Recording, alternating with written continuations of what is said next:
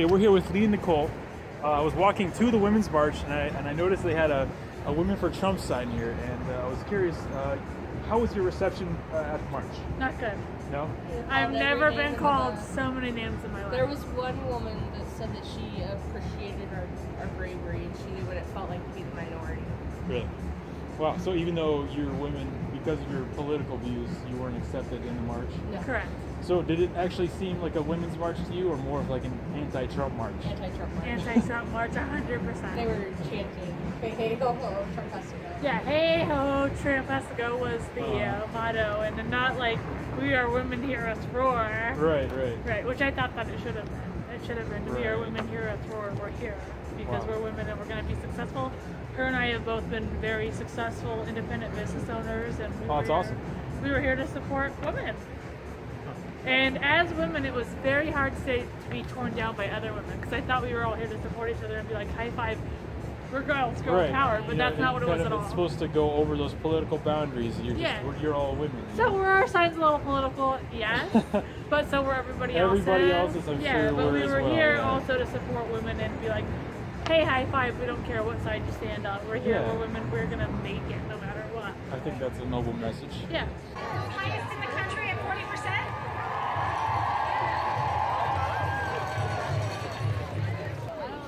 My name's Jeremy, by the way.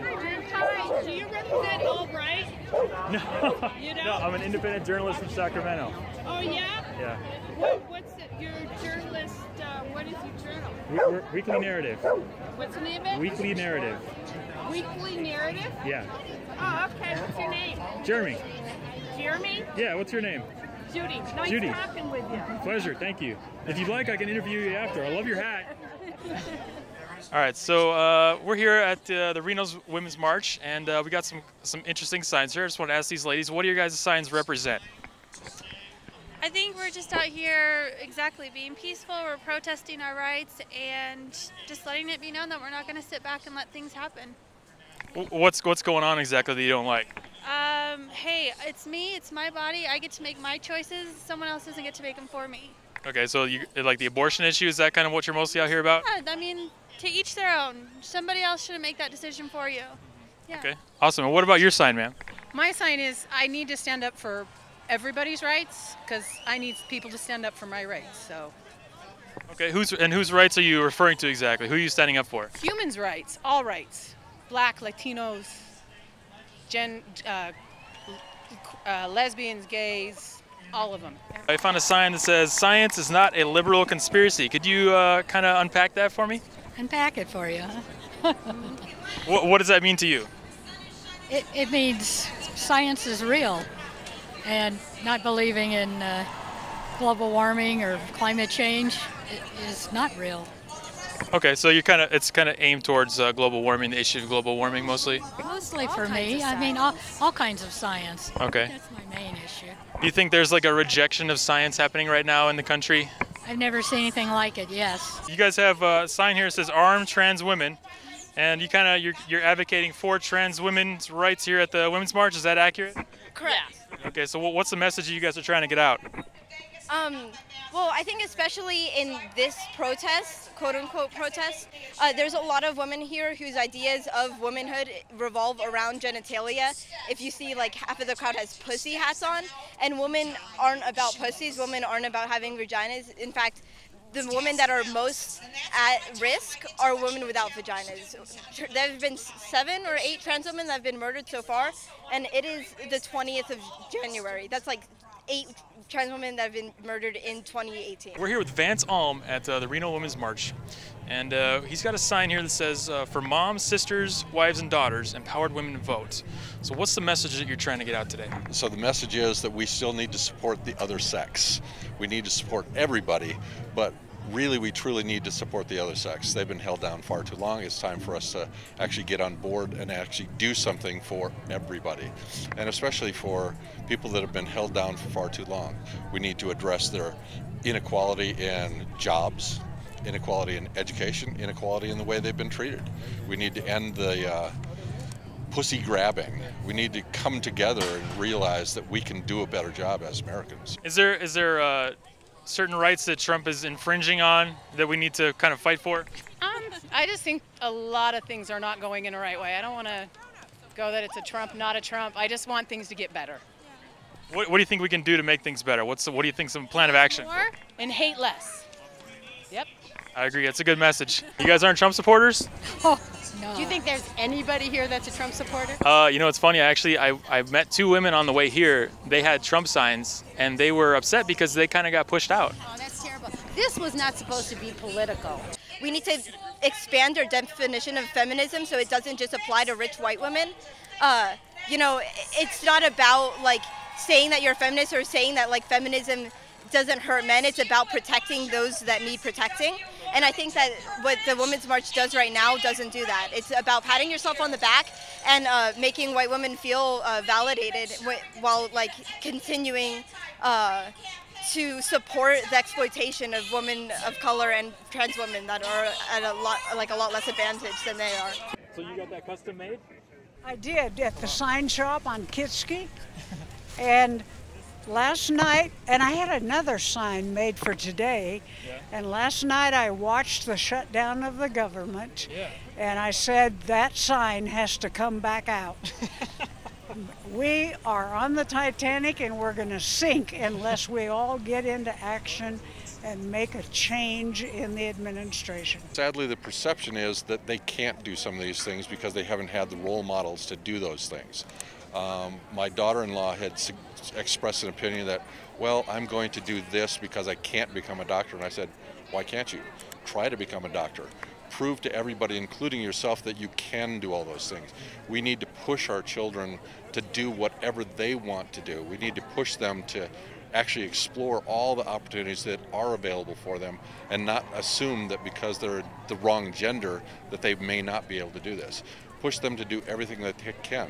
What if those choices lead to inequality, though? Like if you look at numbers from Nordic countries, for example, they've done the most out of any countries to create equality for the genders legally, but you still see vast differences in employment choices over there. So how do you know when something's the result of a choice that women are making or their tendencies versus inequality or oppression in the system? If nothing else, we want to make sure that the opportunity is there. If they make a choice and they don't want to participate, that's their choice.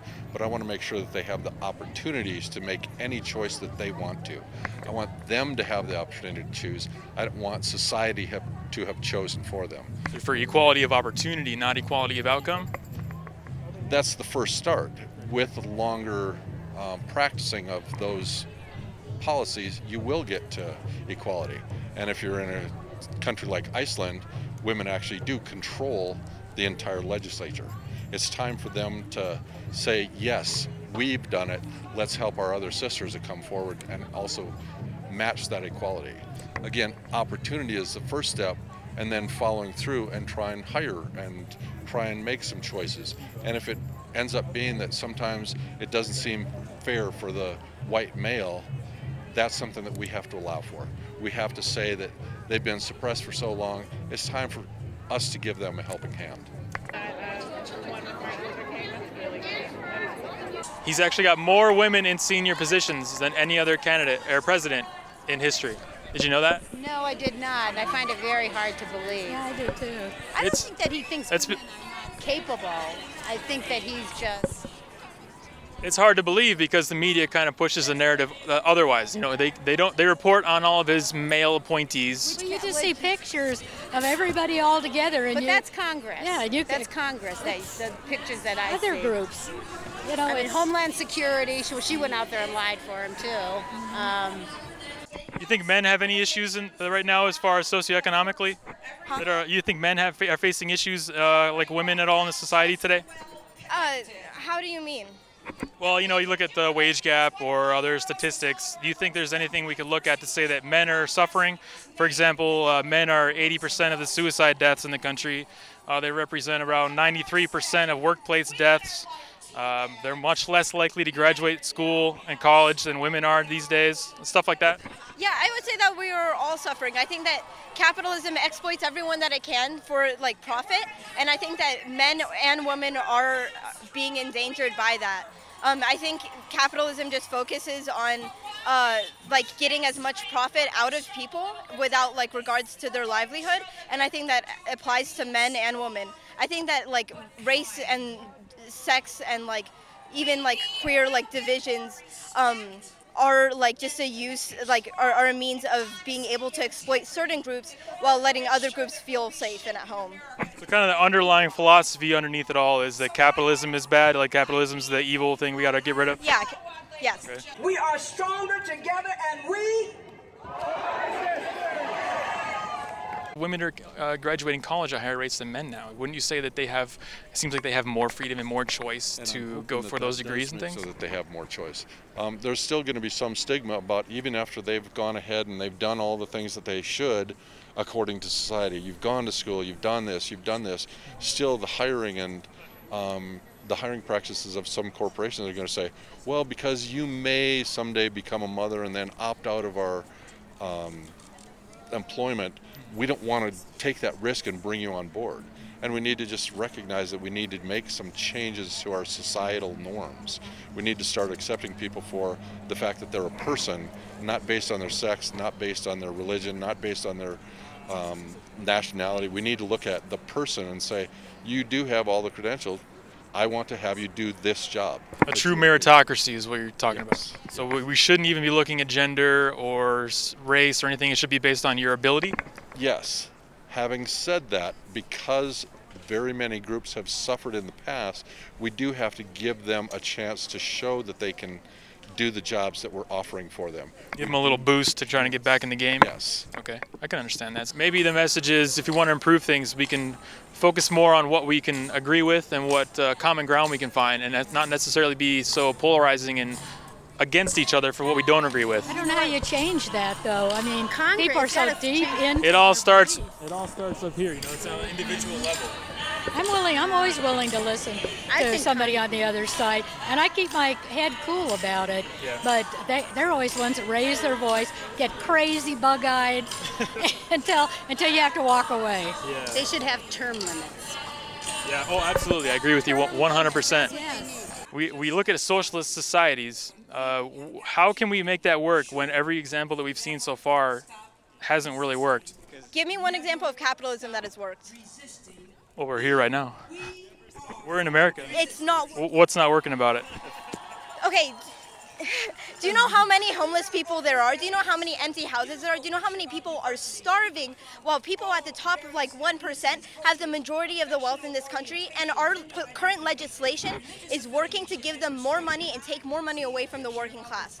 It's not working. We are in a stage of political instability.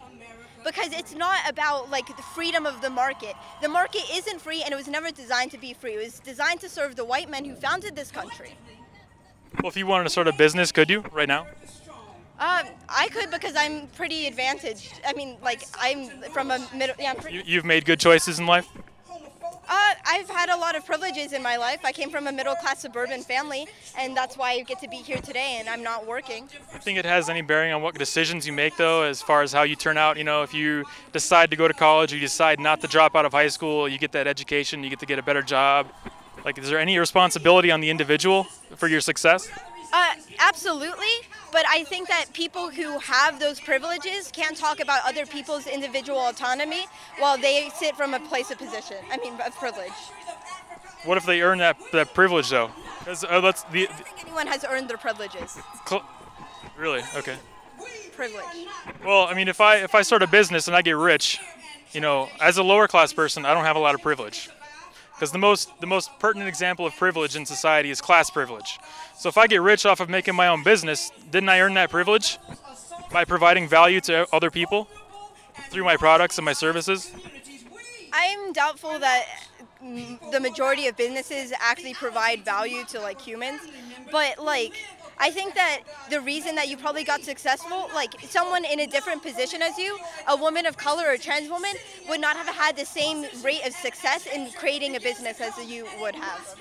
I just think that like your like tendency to play devil's advocate is coming from like a position of privilege.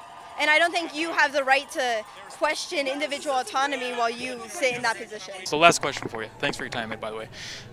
Over the past 40 years, during the rise of feminism, you know, it's gone through third wave, fourth wave, whatever we're on now. It persists, and yet women's happiness has consistently gone down over the past 40 years based on subjective testing. Why do you think that is? Do you think that has to do with the fact that we're telling women that they shouldn't be part of a family, that they should be in the workplace?